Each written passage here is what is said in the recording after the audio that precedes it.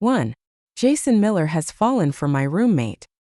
He brought her along and confronted his parents in front of everyone, declaring that he wanted to break off our arranged marriage. Pointing at me, he told both sets of parents, "I've never liked her, and marrying her would only make me sick." That was also the last day I had feelings for Jason.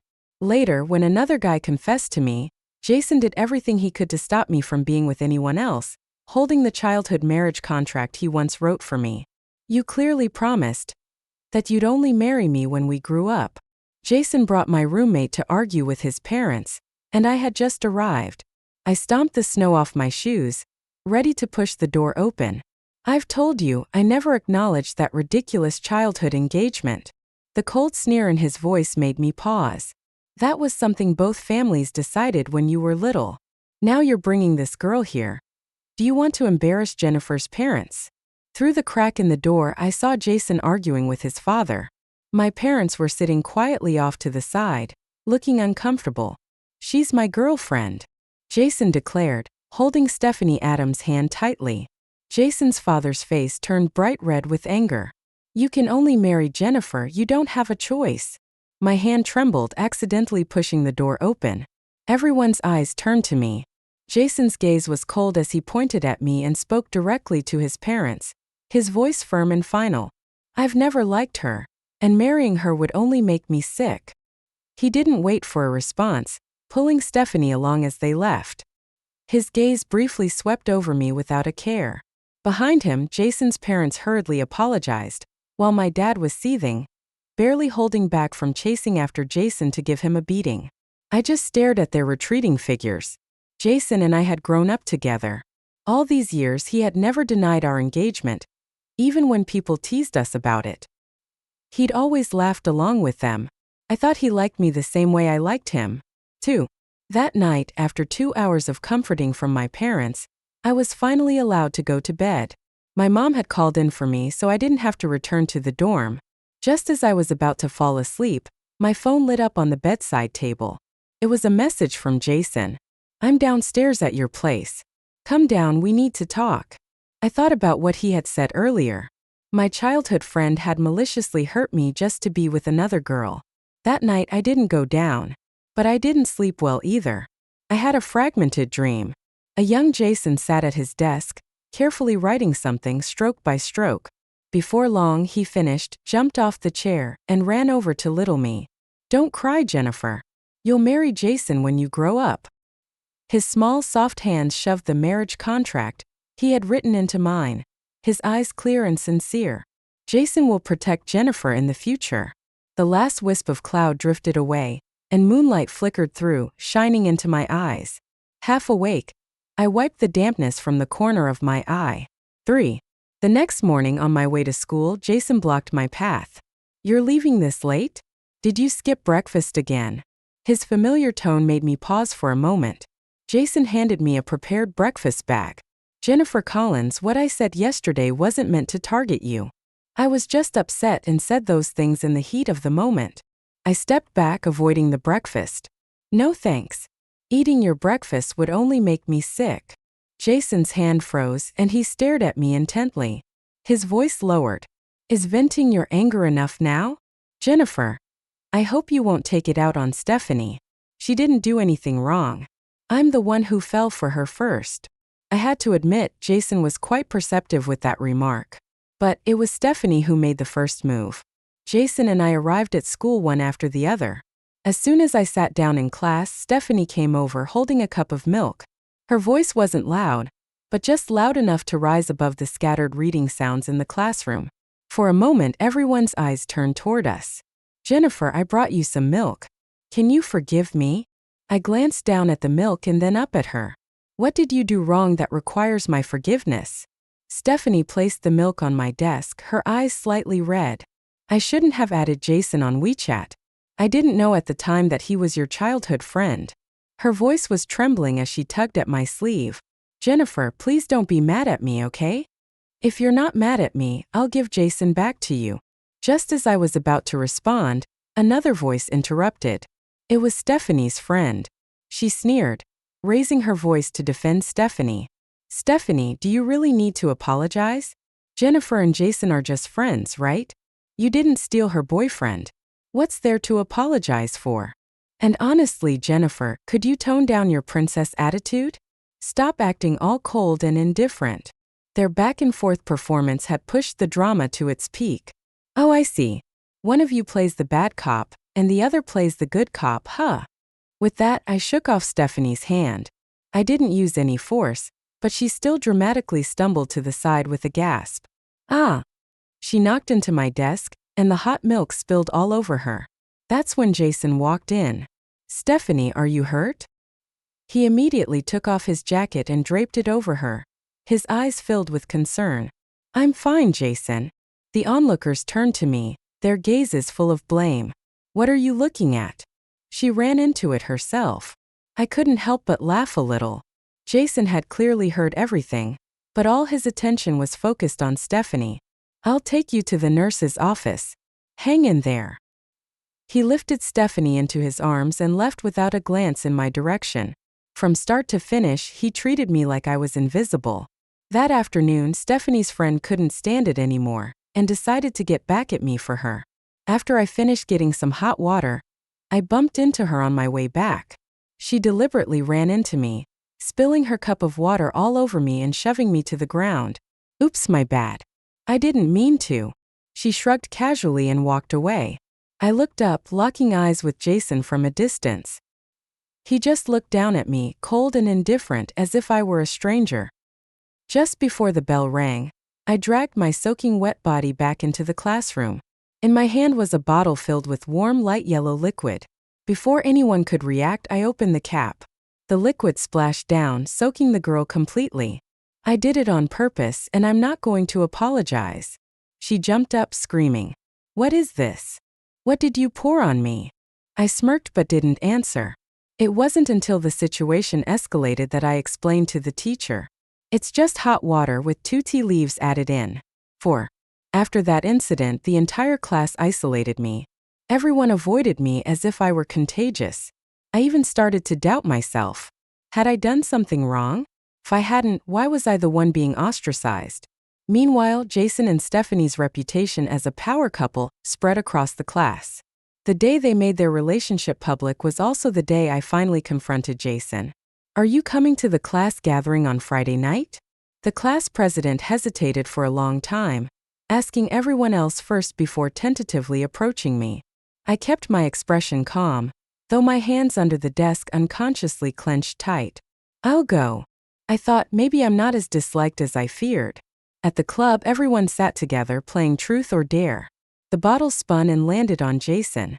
Someone smirked mischievously and asked, Jason, if your childhood friend Jennifer and your rumored girlfriend Stephanie both fell into the water, who would you save? I hadn't expected the question would turn out to be a prophecy. Jason and Stephanie were sitting directly across from me. The air seemed to freeze for a moment. I lowered my gaze, staring intently at the juice in front of me, not daring to blink. I knew I could make up an excuse to leave the room, but for some reason I stayed put. Jason gave a light chuckle, his tone calm and unhurried. What do you mean, rumored girlfriend? This is my girlfriend, didn't I tell you? Out of the corner of my eye, I saw him wrap his arm around Stephanie's shoulder. He asked, Stephanie, can you swim? I'm a terrible swimmer. Stephanie said bashfully. Jason sighed softly, his words filled with affection. Then if you fell into the ocean, I'd have to swim the whole way with you in my arms. He didn't answer the question directly, but his response was clear enough. Of course, Stephanie was his girlfriend. Saving her first was only natural. I closed my eyes briefly, pushing down the bitterness welling up inside me. Everyone else laughed, teasing Jason about how even a top student in love acts differently. I breathed quietly, trying to make myself as invisible as possible, afraid of being stared at with pity or mockery. But Stephanie wasn't ready to let me off that easily. When it was my turn, she smiled innocently, asking in a gentle voice, Jennifer, do you have someone you like? Or someone you used to like counts too? She spoke in a playful tone, but her words were sharp as a blade. Everyone else thought she was just joking around. If you lie, may your whole family suffer, she added with a teasing grin. It felt like I was cornered with no way out. If I made a scene, I'd probably end up isolated forever, judged by my classmates' strange looks. I raised my eyes slightly, locking onto Stephanie's gaze. Yes, I said. As soon as the words left my mouth, I could feel Jason sharply turn his head to look at me. Stephanie smiled and wrapped her arm around Jason's. Got it. In the past, I would have felt humiliated with nowhere to hide. But now, after admitting I had liked Jason, that emotion felt distant and far away, like a gentle breeze lifting away the last thread of my confusing feelings for Jason. When the breeze passed, the water's surface was left undisturbed. At 17, I let go of my 3-year crush. I was finally certain I no longer liked Jason. 5. Jennifer. As the gathering ended and I was about to leave, Jason called out to me. He walked over, his expression conflicted. Today, when you said you like someone. He paused for 2 seconds before finishing. Was it me? To be honest, I couldn't summon any feelings for the boy standing in front of me now. Yes, I added. But I used to like you. When you pointed at me and said marrying me would make you sick, I decided to stop liking you. Besides, you have a girlfriend now. I've really moved on. Jason pressed his lips together, silent. I never meant to hurt you. I've always thought of you as a little sister. I didn't want to hear his empty excuses anymore. Jennifer, I'll make it up to you. Even though I immediately refused and made it clear with my actions that I wanted to stay far away from him and his girlfriend, Jason didn't listen. He kept doing pointless things to ease his guilt. He insisted on bringing me breakfast every day. Even though I threw it back at him every single time, he occasionally showed concern for me. Stephanie didn't see how much I tried to avoid him. She just thought I was trying to steal Jason away from her. She started causing trouble over and over again. The day before the mock exam results came out, Stephanie was called to the office alone. When she returned, she slumped over her desk, crying. Rumors started spreading around the class that she had cheated on the exam. Neither Jason nor her friends believed it for a second. After all, she was second in the grade, just behind Jason. How could Stephanie cheat? That crib sheet must have belonged to someone else. Exactly, Stephanie isn't the type to cheat. I didn't pay much attention to it, but I remembered that I had done well on the exam this time. After checking my answers, I realized I had made far fewer mistakes than before. However, my joy was short-lived because after school Jason blocked my way. Jennifer. Was it you? I was confused. What? Did you frame Stephanie for cheating? Wasn't it you who planted that crib sheet? His voice was cold and sharp, pressing closer with every word. Why would I bother? I scoffed. Do you really think I care enough about her to waste my time? Jason stared at me intently. Then why did your score go up by 27 points compared to last time? Am I not allowed to do well on my own? I snapped. Jason, you're being paranoid. His expression darkened. Then suddenly he sneered. Jennifer, when did you become like this? Framing others and refusing to admit your mistakes. Jason shook his head, disappointment clear in his eyes. Is this the kind of upbringing you have? I laughed in disbelief and was about to retort when Jason unlocked his phone and showed me a video. It was footage from the surveillance camera, recorded after the exam papers had been collected and before the lunch break. The only person who had entered the office during that time was me. This was Stephanie's plan all along. She had intentionally slipped the crib sheet into her exam. She knew the answers, which was why no one believed she'd cheated. And with this footage, I was instantly branded guilty. Jason looked down at me from above.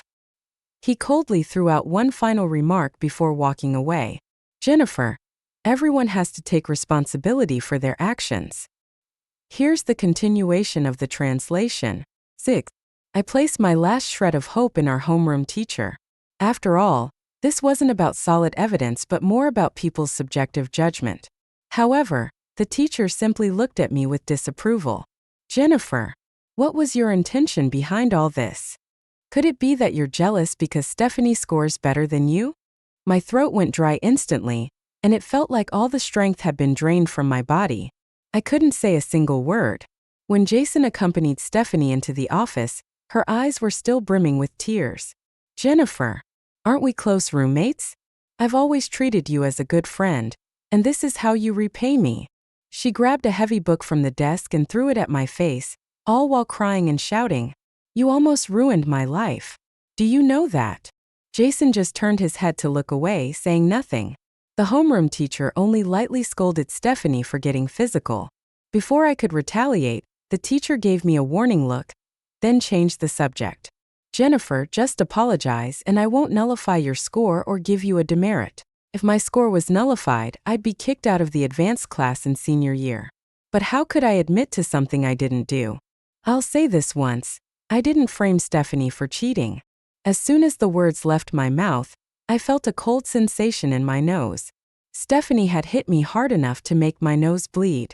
Ignoring the varied expressions of the three people in the room, I turned and walked out. Stop! Jason followed me, blocking my way. He frowned when he saw my nosebleed, but what came out of his mouth was a rebuke.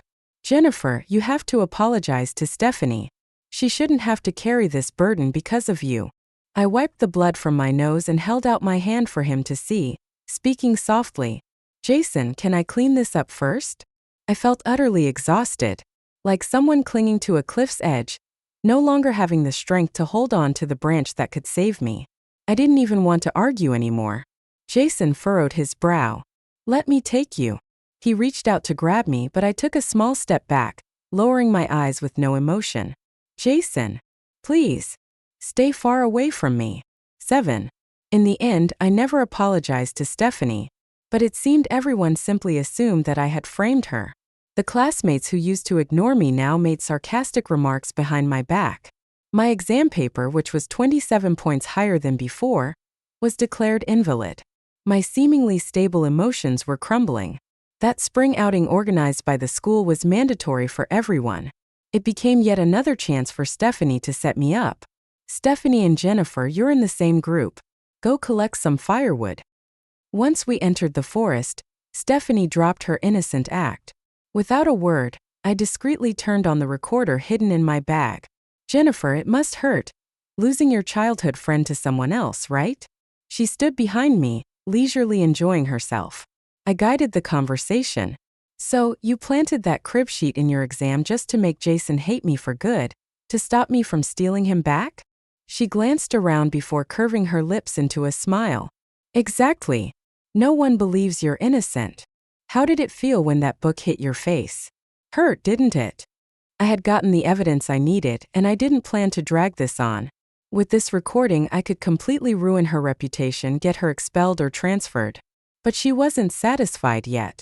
The moment I turned to leave, she suddenly shoved me hard. Ah! As I tumbled down the hill, Stephanie lost her balance too and twisted her ankle, rolling down alongside me. Both of us ended up clinging precariously to a tree branch on the slope. 8. I tried to pull myself up, but it was useless. Jason must have heard Stephanie's cries for help because he was the first to arrive. Jason, I'm so scared. She looked at him pitifully. Jason glanced at me, his expression filled with hesitation. I'm sorry, Jennifer. He reached out his hand toward Stephanie. Once Stephanie is up, I'll pull you up right after. Stephanie paused when she heard this, her expression faltering. But she grabbed Jason's hand and began climbing up. I pressed my lips together. All right, thank you. I didn't have any complaints. Stephanie was his girlfriend. It was only natural for him to save her first. The fact that he even intended to save me afterward was more than I had expected. I had thought he wouldn't take the risk and would just go back to get the teacher. But as Stephanie climbed, she suddenly stepped on my hand. She ground her foot into my hand, using it as leverage. Feigning innocence, she pretended it was an accident. The pain made me instinctively let go, and I tumbled down the slope. Jennifer! Jennifer! I could hear Jason and Stephanie shouting as I fell. Even now she couldn't drop the act. Fortunately, there were enough leaves on the ground, and the slope was fairly gentle. I finally stopped when my back slammed into a tree trunk. My body was covered in cuts and bruises, and my back took the worst hit where it struck the tree. When I finally managed to stand up, I realized the biggest problem: I was lost, and my phone had no signal. Meanwhile, on the other side, Stephanie was desperately trying to stop anyone from coming to rescue me. 9. I eventually found my way out of the forest, stumbling along by following the compass on my phone. But when I returned to the meeting point, I discovered that everyone had already left. I paused mid-action as I was about to call the homeroom teacher, then let out a cold laugh and dialed my parents instead. The injuries weren't serious, but I still had to stay in the hospital for a day of observation. Jason showed up in my hospital room after my parents had gone home that evening. "Jennifer." His voice was hoarse. At that moment, I was staring blankly out the window at the dark, overcast sky. "Jason." I saw him approach out of the corner of my eye, and only then did I slowly start to speak. "Earlier today, while I was trying to find my way out of the woods, I suddenly remembered the time we went on a fall field trip to the forest park back in 8th grade. I paused for a moment and looked at him. "Do you remember that?" He looked confused. He obviously didn't. I felt nothing and continued telling the story, like an outsider recounting someone else's feelings. Calm, distant. "That time I got bitten by a snake. You knew it wasn't venomous, but you still immediately carried me to the hospital. It was really hot that day. You were drenched in sweat but never put me down, because you knew I was afraid of pain. While I was lying on your back, I thought." I let out a soft sigh. "I really liked you, Jason. How could someone change so much so quickly? How could the childhood friend who once cared for me so tenderly, always putting me first, now stand there and call me disgusting? How could he let someone hit me, and when my life was on the line, choose to stand by and do nothing?" Jason's eyes were full of regret. He had no defense, only endless apologies. "I was wrong, Jennifer. I really was. Please forgive me. I won't ever leave you alone again." I took a deep breath, looked at the boy in front of me and slapped him hard. "Jason, how dare you ask for my forgiveness?" I stared at him. "You chose to save Stephanie first because she's your girlfriend. I have no right to blame you for that. But you knew I was in danger down there. Even if we hadn't known each other for over a decade, even if we were just ordinary classmates, couldn't you at least have gone and told the teacher? Or called for help? You're as cold-blooded as an animal. What if I hadn't made it out of that forest? I might not even have had the chance to hear him spout this nonsense." Jason looked shattered, barely able to stay on his feet. He crouched beside my bed, trying to take my hand. His voice trembled and his eyes, clouded with guilt, were filled with pain. "I'm sorry, Jennifer. Forgot. I really forgot. Stephanie's situation was just too urgent." I pulled the corners of my dry lips into a bitter smile and moved my hand away. How urgent could the situation be for someone who didn't even fall down the slope? "Get out." Jason didn't move, only pleading with his eyes. As I glanced at the glass cup beside me, the door to the room opened and Stephanie came in. But she looked even more pitiful than me, the one who had actually fallen down the hill. She was in a wheelchair, pale and sickly. "Jennifer, don't blame Jason." Her eyes were slightly red, on the verge of tears. "I sprained my ankle and I'm so afraid of pain. I had no choice but to beg Jason to take me to the hospital first." That's how urgent her situation was. "I'm sorry. I thought my boyfriend would always put me first. I forgot that Jason is different. He still has you, his childhood friend. I was just being too selfish." As she spoke, she choked up and tried to stand. Just as she was about to fall, Jason rushed over to catch her, lifting her back into the wheelchair. When he turned back to look at me, my emotions suddenly broke free. I collapsed, throwing whatever was in reach at the two of them. Jason shielded Stephanie, and a glass hit him, leaving blood trickling from his forehead. "Get out. I can't stand to look at you two scumbags for another second." I glared at them, spitting out each word with venom. "You're both disgusting." Stephanie, always considerate, tugged on Jason's sleeve as if to leave. Jason said nothing, staring at me for a long time. As they were about to open the door and leave, I suddenly spoke. "Stephanie." The figure in the wheelchair paused. "Before you pushed me down the hill, you gave me a gift." I stared at her back, my hands unconsciously gripping the bedsheet tightly, shaking with the effort. "I'll make sure. I'll make full use of it." She hesitated for only a second, then left as if nothing had happened. To Stephanie, everything she had done seemed flawless. Since she had always come out unscathed and victorious, she had grown a little too confident. So she didn't take my words seriously. She even sent me a taunting video right after she left. It must have been secretly recorded with a camera she set up in advance. Stephanie had only sprained her ankle. But Jason, worried she might have other injuries, insisted she stay in the hospital for observation. In the video, Stephanie was clinging to Jason's waist, her voice soft. "Aren't you mad at me for not letting you go save Jennifer sooner?" Jason stroked her hair and sighed. "No." Stephanie held him even tighter. "Because you're my boyfriend. I was scared, and I could only turn to you. I thought I was the most important person to you." The video was blurry, but Jason's voice was crystal clear in the hospital room. "Stephanie, you are the most important person to me." As soon as he said that, he tilted her chin and kissed her. After the video ended, there was a follow-up message. "That's why Jason didn't go down the hill to find you." My eyes went blank for a moment, and I turned off my phone. As I sat there, dazed, I wondered what was I doing when they kissed. Oh, I was nervously trying to avoid snake bites, enduring the pain all over my body. Step by step, I had found my own way out of the forest. The wind that evening felt much colder than usual. 10. Although I had a recording that was enough to prove that Stephanie was the mastermind behind the cheating incident, there was something more troublesome. I was indeed pushed down the hill by her, but there was no evidence to prove it. A recording alone wouldn't be much of a blow to her, in my opinion. It was insignificant. Just as I was hesitating about whether or not to hand over the recording, a classmate, Heather, approached me. It was during free time after we got back to school. She walked over to me when no one was paying attention. "Jennifer, I saw everything." I looked up at her. She said, "That day, I went to find a quiet place to use the restroom, and I happened to see Stephanie push you. She also lied to the homeroom teacher, which is why no one came to save you." Seeing that I didn't respond, her face flushed a little, and she explained slowly, "I didn't dare say anything at the time. I was afraid that if you died there would be no evidence, and Stephanie might come after me. It was human nature." After all, the fact that she dared to push me down the hill showed how little regard she had for life. I calmly continued to coax more out of her. "Even if you saw it, a witness can't convict her." Heather glanced around, hesitating to speak. I waited quietly. "Jennifer, your family is rich. If I give you evidence, could you really make sure she goes to jail?" Her lips pressed together tightly, fear clear in her voice.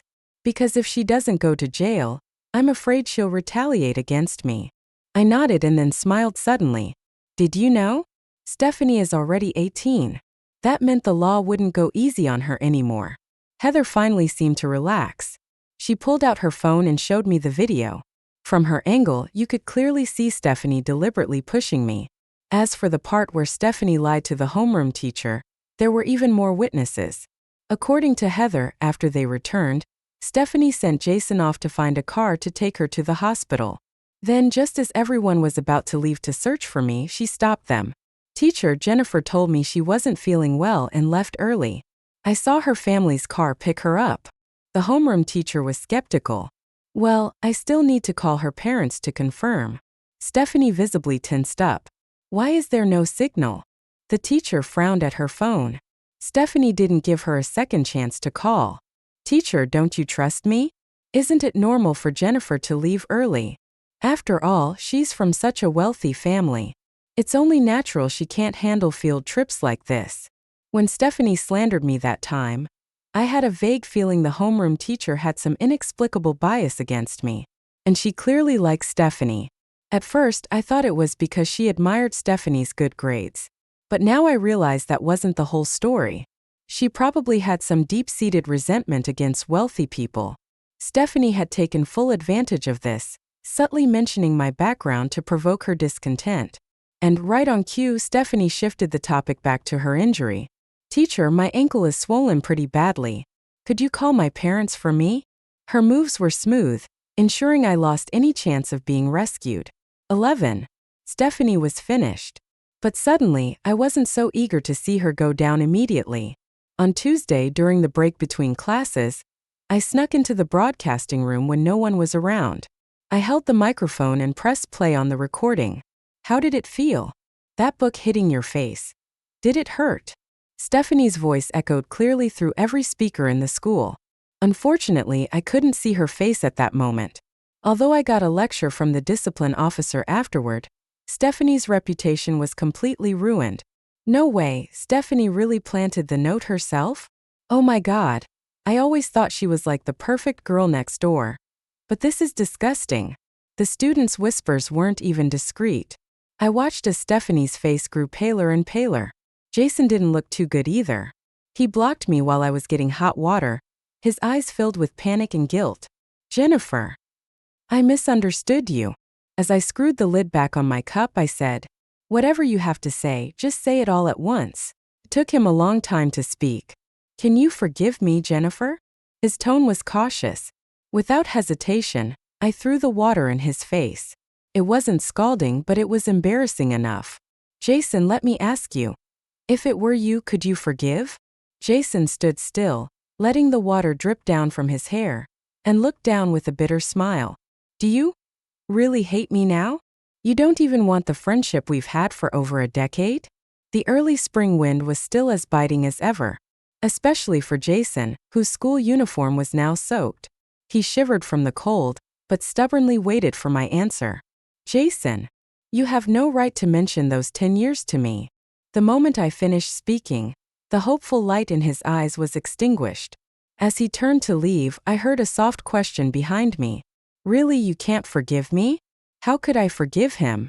How could I forgive someone whose actions made me let go of over 10 years of childhood affection in just 2 months? 12.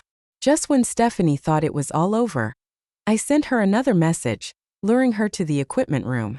The message was a screenshot from the video Heather had sent me. What more do you want? Stephanie gritted her teeth, her face ashen. It seemed she hadn't been doing well these past few days. I held a chinois dictionary about 6 centimeters thick and weighed it in my hand. You can slap yourself. Don't stop until I tell you to. Or, do you want me to do it? Your choice.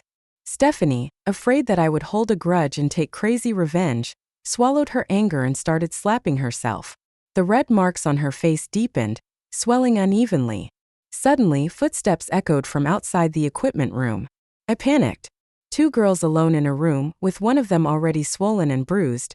It wouldn't be hard for someone like Stephanie to accuse me of bullying her. As I stood there stunned, the footsteps grew closer. I glanced at the door, which was slightly ajar. Just when I was filled with dread, the door was quietly closed from the outside. I thought, what? A kind gesture. After Stephanie's nose started bleeding from her self-inflicted slaps, I finally told her to stop. Please. She mumbled, her lips trembling, careful not to aggravate her injuries.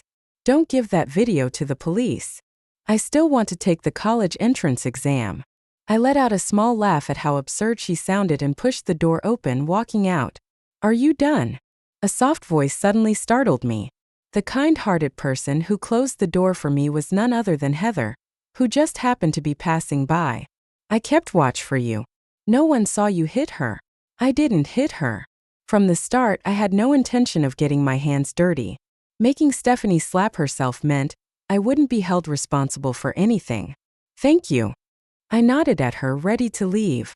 Jennifer. She hesitated. A few seconds later, without giving me a chance to respond, she shoved a cup of milk tea into my hands. I'm sorry for not knowing the truth earlier and following everyone else in isolating you, she said quickly, all in one breath. If you need help with your studies, you can come to me. Or for anything else, really. Goodbye. With that, she turned and hurried off without looking back. I stood there, staring at the warm milk tea in my hand. It was the first kind gesture I had received since being ostracized. That afternoon after school, I took the video to the police station. Standing at the school gate, I watched as the police took Stephanie away. She cried and shouted, "Please don't take me away.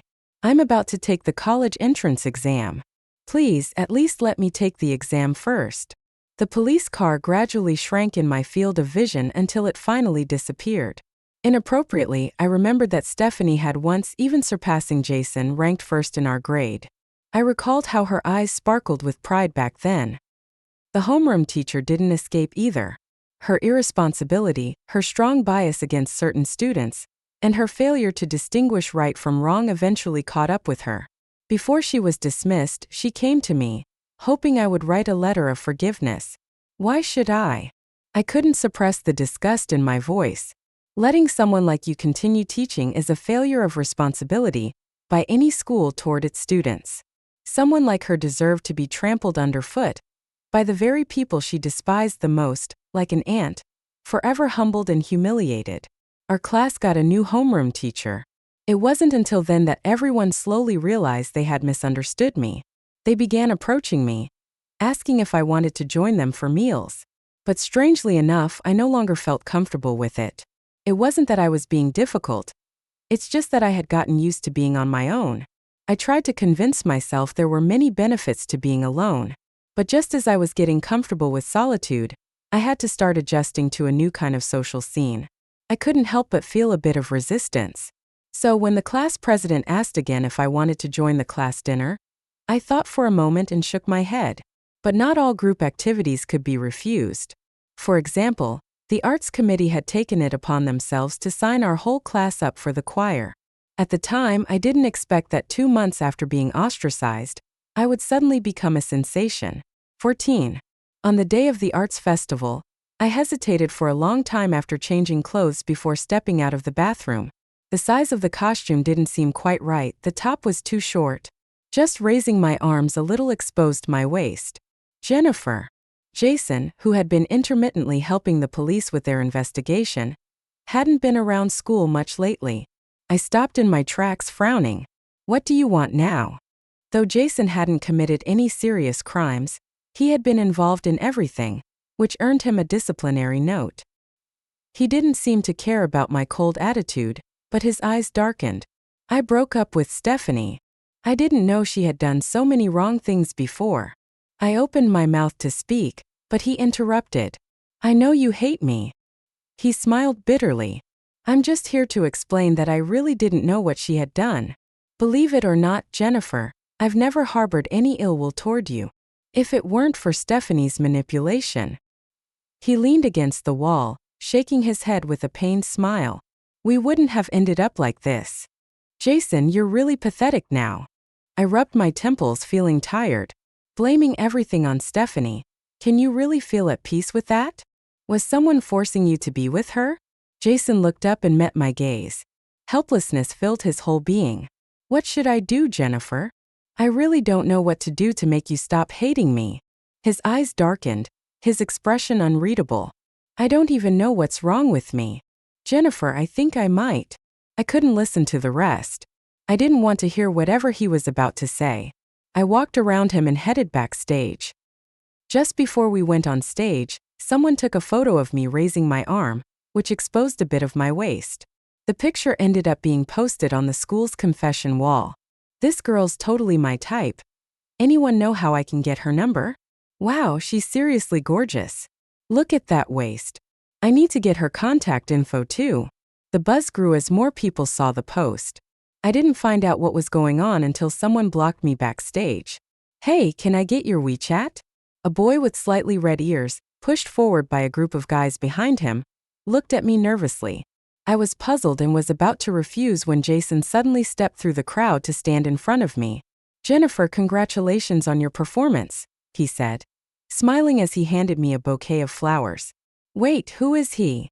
I heard someone whisper nearby. I don't know, but it looks like he's Jennifer's boyfriend. The comment wasn't quiet. Both Jason and I could hear it clearly.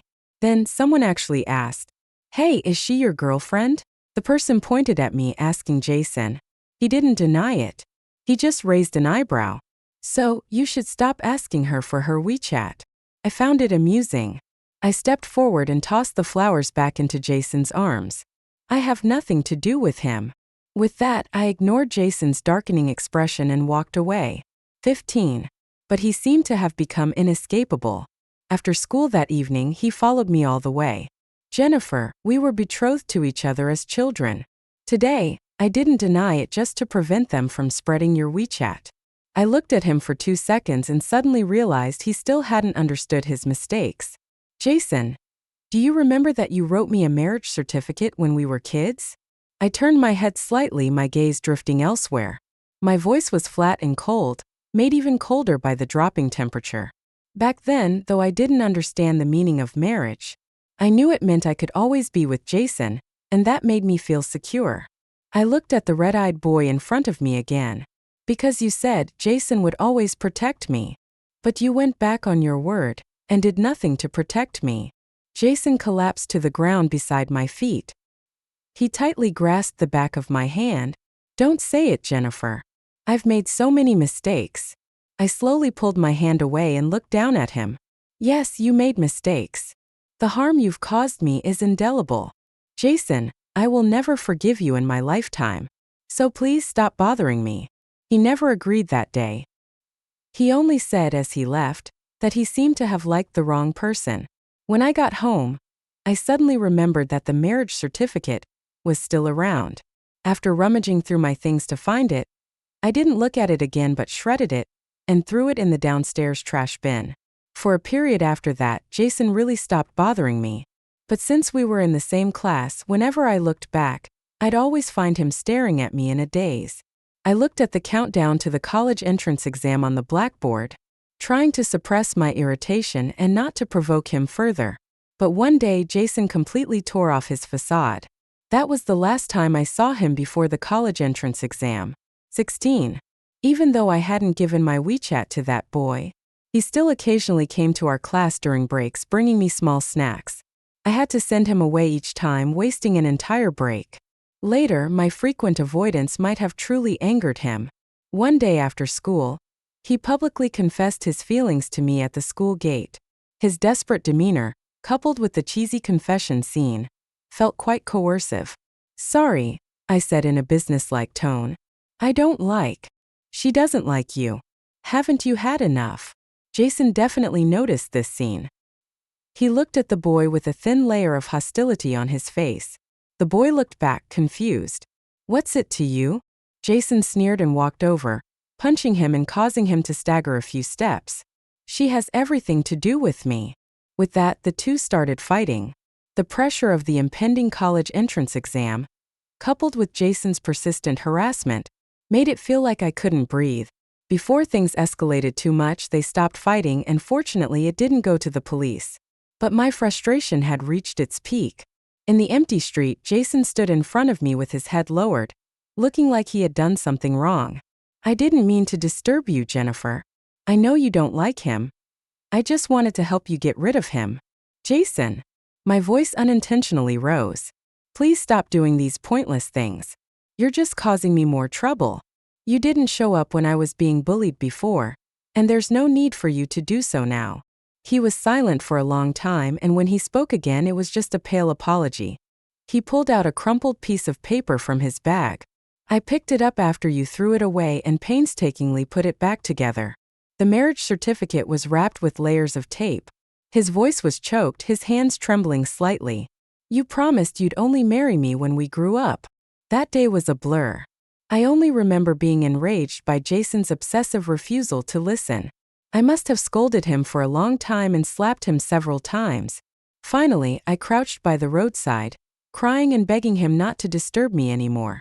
The marriage certificate he had painstakingly repaired was once again torn to shreds, and Jason truly never appeared before me again. His parents asked for leave for him the next day, saying he would study at home for the remaining month. Though I was a bit surprised, I felt a sense of relief.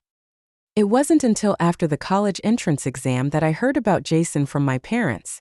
On the night he returned home, he was in a car accident due to distraction. Initially, he cooperated actively with the treatment and might have been able to be discharged in time for the exam, but he became so passive that he wouldn't even take his medication. His mother even called my mom before the exam, hoping I could persuade him. After hearing this, my dad snatched the phone away. The college entrance exam is his own affair. If he wants to fall apart, don't drag my daughter into it. Clearly, he was still angry about the public breakup. I managed to score high enough to be admitted to a 211 university. On the day I received the acceptance letter, I got a message from an unknown number. Congratulations on your excellent exam results. It was a completely formal message, but I immediately guessed it was from Jason. I didn't react much, just blocked the number, breathing in the hot air. I felt an unusual calmness. In my mind, the past 6 months played out like a movie reel frame by frame, until it ended when I put down my pen on the last exam paper on the 8th. Some people get what they deserve. Some people regret their decisions. And I received what I deserved. Holding my acceptance letter, I gazed towards the direction of my future university. I knew that my life was just beginning. The inn,